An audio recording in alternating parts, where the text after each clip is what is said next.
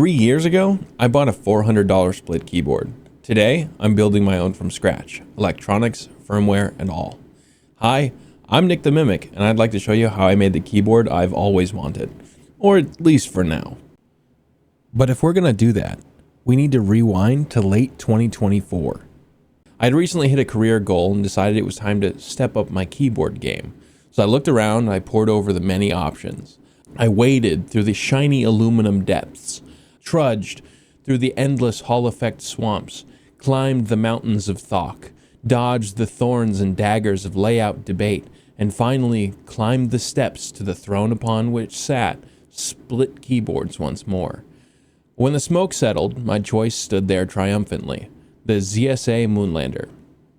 So a somewhat reluctant $400 and an incredibly impatient few weeks later, I had my new favorite keyboard. For the uninitiated or financially responsible, this keyboard was the king of split keyboards. The layout was familiar and comfortable, the lights were vibrant, the software a gentle chef's kiss upon the summit, and those rose-tinted keycaps lasted several weeks. But I'm an engineer. I make things and I design products for a living. So when I started to want the function row back, or when the thumb keys started to bug me, even when I wanted a few more macros, I wasn't sat there wishing I could change things. No, more dangerously, I was now motivated to make a solution. However, at the time I was a mechanical engineer with some background in software development and a bit of modding experience. Electrical engineering was a whole new field to me. So you know what happened next? Well, I spent the next year, all of 2025, learning electrical engineering from scratch, assuming zero prior knowledge.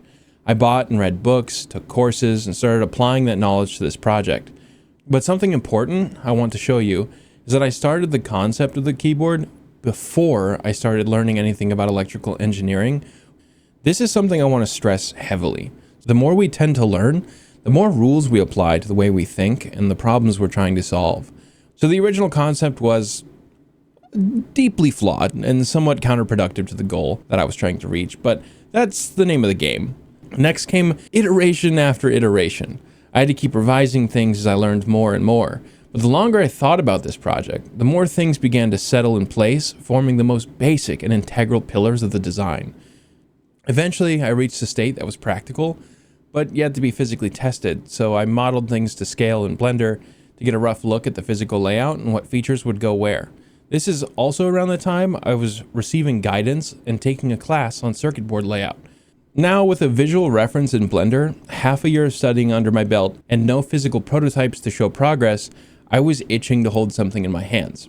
So I took the leap and started mocking up a switch plate in KiCad. But I was not ready to make any electrical decisions at this point, so I just made a custom grid and locked the switches to it so I could get an accurate layout that I could print, stuff with switches, and try out on my desk. So I printed the first one, and it was awful. Truly terrible. So I made some changes in Mark 2 and 3 and 4, and anyway, the final version ended up being somewhere around Mark 10. I know. I'll blame it on a smidgen of perfectionism. Now, before I get too into the design process and to explain to the unfamiliar, I should tell you how a keyboard even works. I'll make this quick. Feel free to skip ahead if you're familiar. A keyboard fundamentally operates in a very simple way. On any keyboard anywhere, you will find a controller that interprets key presses and tells the computer, hey, the user just pressed a key. How this works is that each column and row of keys are all electrically connected as a matrix that connects to the controller I mentioned earlier. If you're lost here, that's okay, I'll try to explain. But you should know, a GPIO pin is a pin that can be configured to take in or put out data, a voltage, a signal, which is why it's called a general purpose in and out pin, or GPIO pin for short. So back to the matrix. Now that we have the columns and rows, we can now connect each column and row to one GPIO pin each. This allows us to tell the computer, when column 1 connects to row 1, that's the escape key, for example. You might be wondering why it's important to have a matrix, and that's a good question. It's to save on pins. If each key had 2 pins, you'd need a dinner plate sized controller with 1,000 pins for a normal keyboard. But with the matrix, we can now efficiently support a 64 key layout, for example, with as little as 16 pins by having 8 columns and 8 rows. And that's really it. Oh, and the LEDs and anything else is totally separate, but if you have any questions, feel free to ask in the comments or on Discord, and I'll do my best to answer. So then this project sat for a few months. From around June to August, I made no progress on the keyboard, but I kept studying. Taking such a long break was good though. I came back with new concepts fresh in my mind and a renewed passion to get the ball rolling. So the next step was to start the schematic, and once that was reviewed by my coworker, thanks big time if you see this, Sam, it was time to start doing actual layout and thinking about the electromechanical aspects of things. And that was a huge bag of what ifs. Eventually I decided it was time to make a revision of boards so I could start thinking about the actual case and having something physical in my hands to help envision those interfaces. So I sent my revision 1 off to JLC PCB, and a few days later, and a few issues fixed over email, I had a little blue box of very ugly and nearly instantly outdated boards. The nice thing about having those PCBs in hand at the time was how many issues came to light and how quickly it drove some major changes to the overall architecture. I started on the case for the PCBs almost immediately. This is where I made another several iterations and tweaks, and a month later it was time to order Rev 2 in all of its updated glory. With much more experience at this point and a deeper familiarity with my software and electrical engineering as a whole, Rev 2 went much smoother. In fact, it went so smooth that I was able to use those boards to make the first functional prototype. But I'll talk about that more in a moment. However, very predictably, this was not the end of the story. Overall, this entire project is still not complete, but if I waited any longer to make this video, I would be waiting to start for a while, so I'm gonna bring you up to speed on where I am now to share and to put a little pressure on myself. At this point, it was December 2025, and I was several weeks into the mechanical case design, and at a point that I considered it finalized, but now it was time to assemble these PCBs into the functional prototype I mentioned earlier. So I got to work over my winter vacation, assembling the boards and getting things ready for the firmware stage. Within a couple of hours, I had the boards assembled into a prototype case that I had printed. The switches were seated, the cables were connected, the keycaps were installed. The next step I was worried about was rearing its head. With everything now in a state of waiting and my desire to see if everything I had made so far worked in any capacity, I dove into the QMK documentation and set up my PC for the process of writing my own firmware. Once all of the tools were installed, I dusted off my programming chops and got started on just the basics. I approached this phase in very distinct stages. First, I just needed to test that the basic matrix and cross-board connections worked at all. Within an hour or so, the prototype passed that first test. I could now type on it. It's time to step back here for a second because this moment was huge. I had been nervous all year that I wasn't going to be able to complete this. The imposter syndrome was intense, but at that moment, it became so much clearer to me that my biggest adversary had been in my head all along. There it sat on my desk, physical proof that I was maturing as a mechatronics engineer, and I had just overcome the largest self-created speed bump. Anyway, with my imposter syndrome squashed and the excitement boiling within me, it was time for step 2. The LEDs. In this keyboard, I was using SK6812 mini LEDs that were individually addressable so I could eventually have the rainbow monster that my inner gamer was drooling over, but also a backlight for accessibility purposes.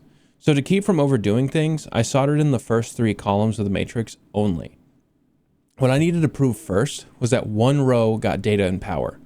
Then I needed to prove that the second row passed the board gap and enabled functionality on the third row. Finally, I needed to verify the planes within the PCB were also functioning and connected properly. Pretty quickly though, it all just kind of worked right off the bat.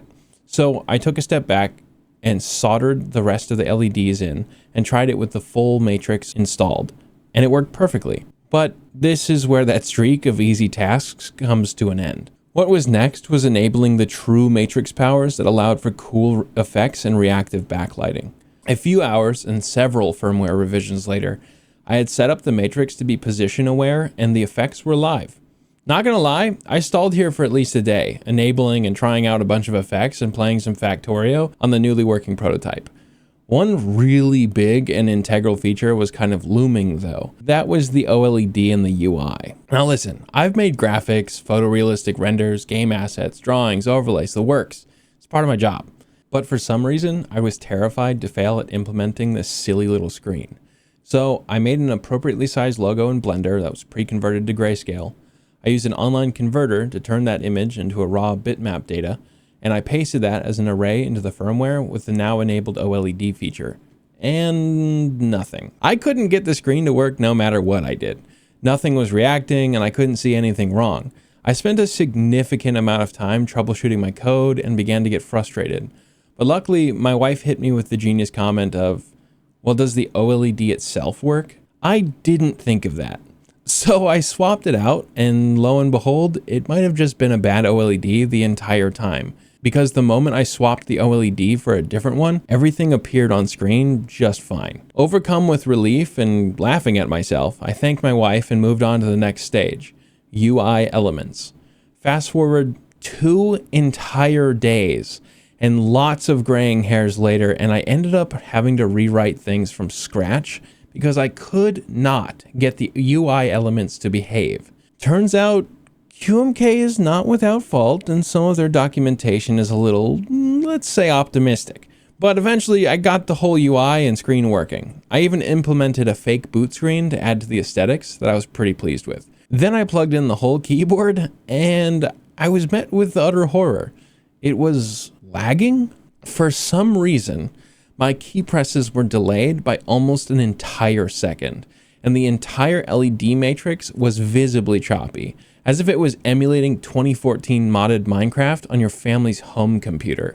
So I took a step back and resigned myself to wait until the next day. Returning to the project after sleeping, I was met with an obvious thought that had eluded me in my firmware clouded state of the previous night. I never capped the update limit of the OLED, and I also never set the clock speed of the I2C channel. Clock.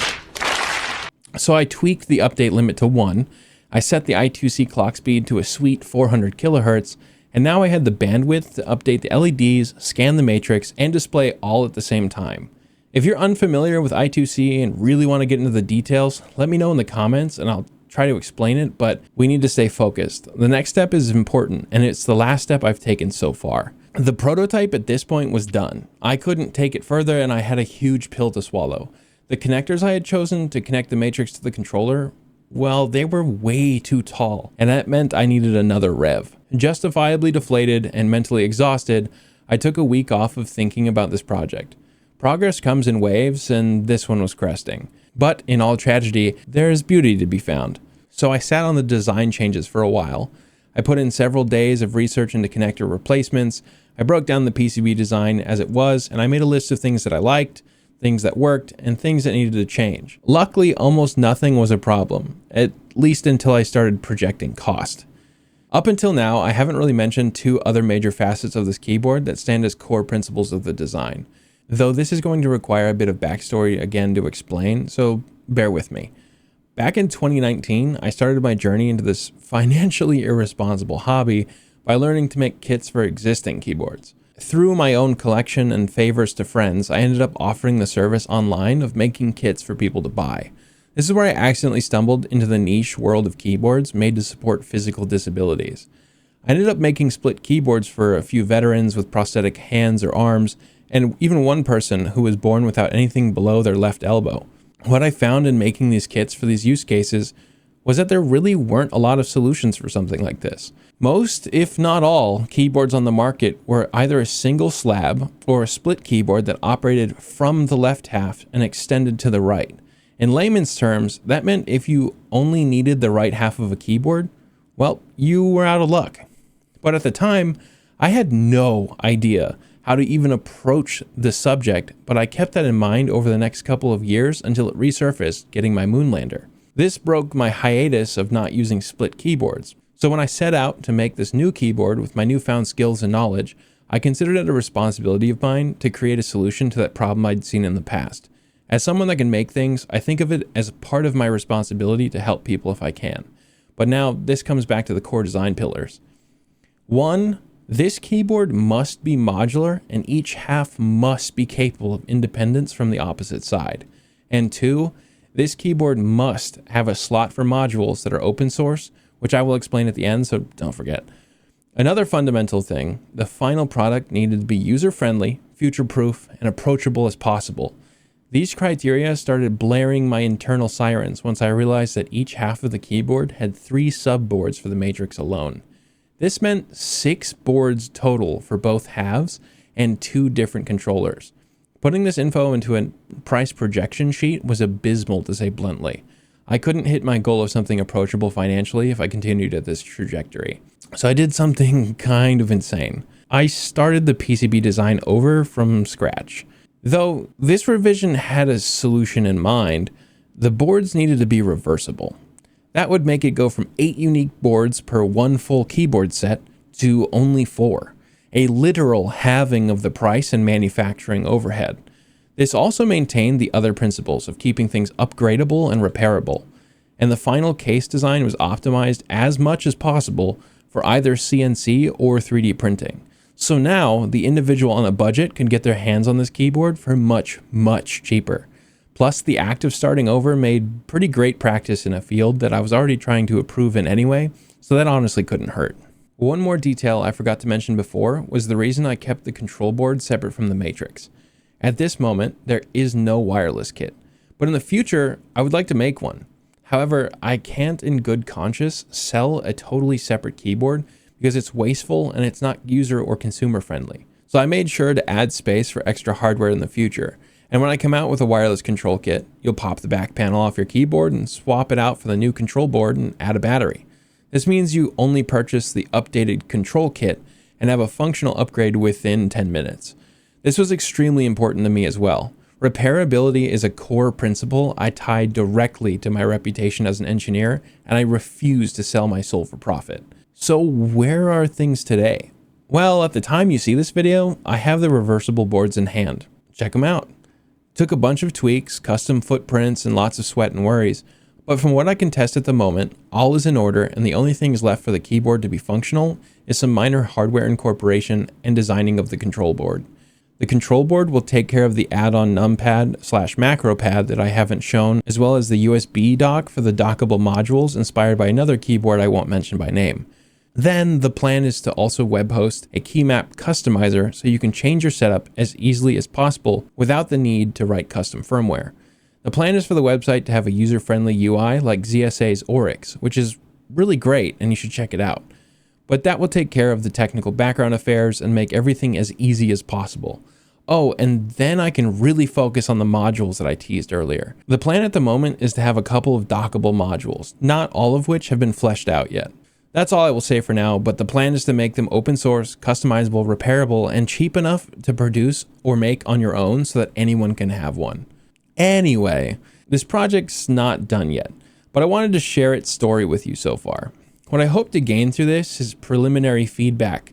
Maybe some people will roast my electrical engineering choices or voice concerns about something, but ultimately this is the first video of many. This channel is meant to share my projects and to learn alongside all of you.